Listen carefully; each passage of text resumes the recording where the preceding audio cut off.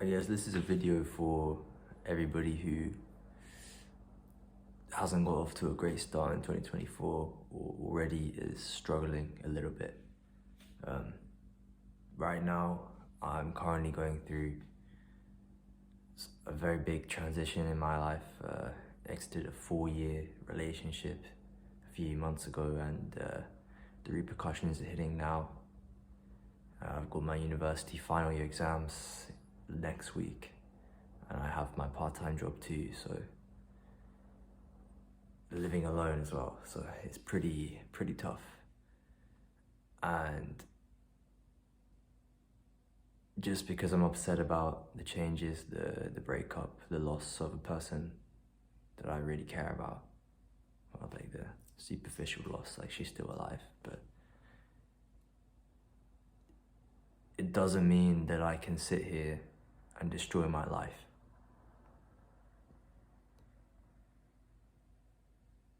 I still need to go to work tomorrow at 9 a.m. The work still needs to be produced, the deadlines still need to be met. I still need to sit my exams next week. I need to revise 6, 7, 8 hours a day. I need to not play FIFA with my friends, so I need to revise. The work needs to be done.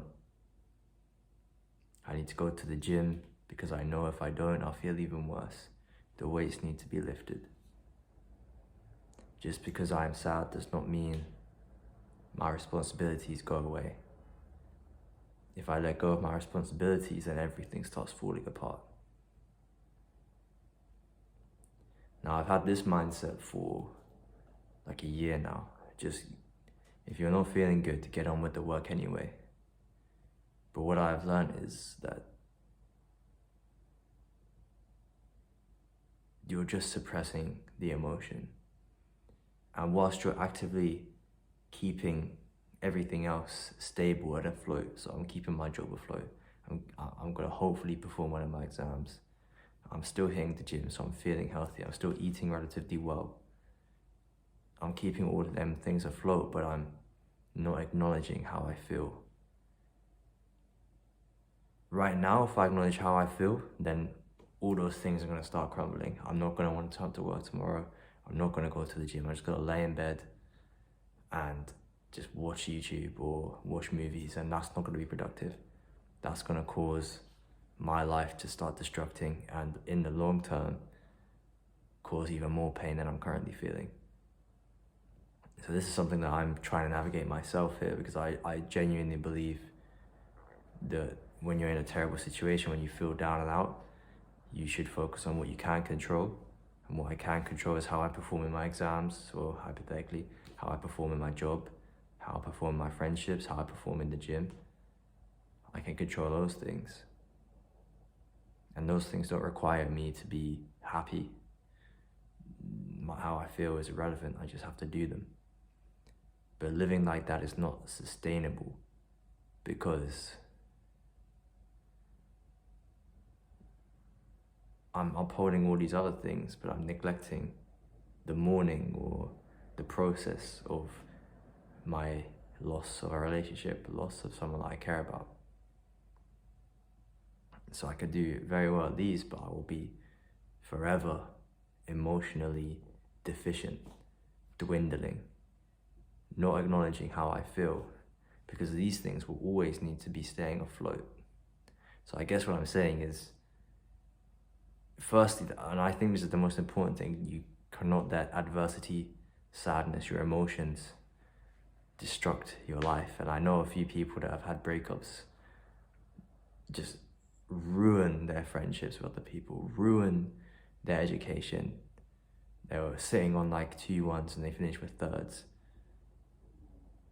I've seen people let it crumble them, and I don't think that's right. Like, I think that can lead you to an even worse place. So like the stoic values of what you control are important. It's important to keep doing the good things, even if you don't want to, or if you don't feel like it, because it doesn't matter. The weights still need to be pushed, the work still needs to be done, the exams still need to be, not even passed, done exceptionally. But when do we find time to acknowledge the feelings that we go through, to tap into the sadness, because it doesn't go away. Just because you're doing these things, it doesn't go away. You're just postponing it. And maybe you have an answer. I don't know. Maybe it's just therapy, to be honest. Maybe that might be it. It might just be therapy. You actually just sit there and you talk through what you think is going on in your head. But the most important thing is, if you're getting off to a bad start this year, is to keep doing the things that are in your control. If you acknowledge that you're suffering and you're sad and you're upset because of whatever, keep moving forward in the things that holistically make you better, make you... If I lost my job right now, for example, I'd be distraught. I'd have no income. I have bills to pay. I have to afford this. If I started failing, if I stopped revising and I started failing my exams, went from firsts to 2-1s or 2-2s, then I've wasted 3-4 years of university. I've wasted 3-4 years of my life.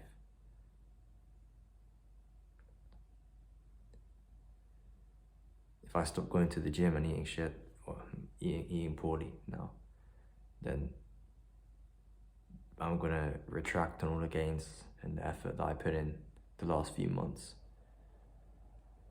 I genuinely think in sadness, you have to make sure you're keeping the basic things afloat. It's really important to do that, because I think a lot of people struggle and lose sight of what's important. They may lose a person and think that's their whole world finished. And it does feel like that. I'll admit, it does feel like that. But you have to keep moving forward, and you can't neglect the feeling forever. Those are the two things I genuinely believe. If you're going through adversity right now, just keep things, the important things afloat, and do find time to go through what you are feeling. But it's not helpful to do so right now. It's not helpful for me to sit here and, well, maybe this is for me therapy in a way, in a weird way, speaking to a phone. I'm not expecting anyone to watch this, but yeah. Don't let sadness ruin your life. Like, it genuinely is. Like, the things that you know are important still need to be done. You can't lay in bed. You have to revise. You have to do the exams. You have to go to the gym. You have to work out. You have to socialize. Those things are free ways of just ensuring your life doesn't get messed up.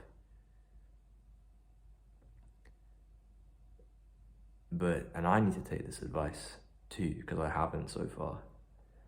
I do need to take time to acknowledge what I'm feeling and try and work through it, because doing all those other things on the side is just kind of surviving, but acknowledging how you actually feel, I guess that's what it is to enjoy your life, to live, enjoying the passage of time, not just passing time because you're trying to stay afloat.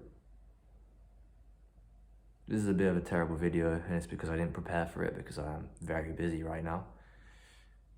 That's not an excuse. I want to make time for videos like this. It's the first video of 2024, and it is a pretty trash video, to be honest, but I'm going to put it up because hopefully in a year's time, I'll look back and I will be in a better position.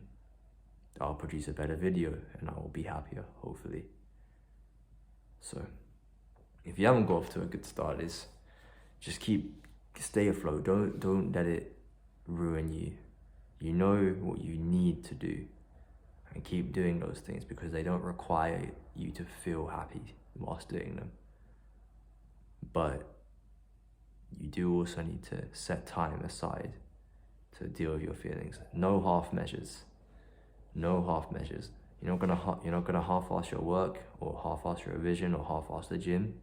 And you're not gonna half-ass your emotional, recovery either. And I hope I take my advice here, because I've only just really thought of this. But if you did watch this, I don't know why you would have made it all the way, but thank you, and Happy New Year.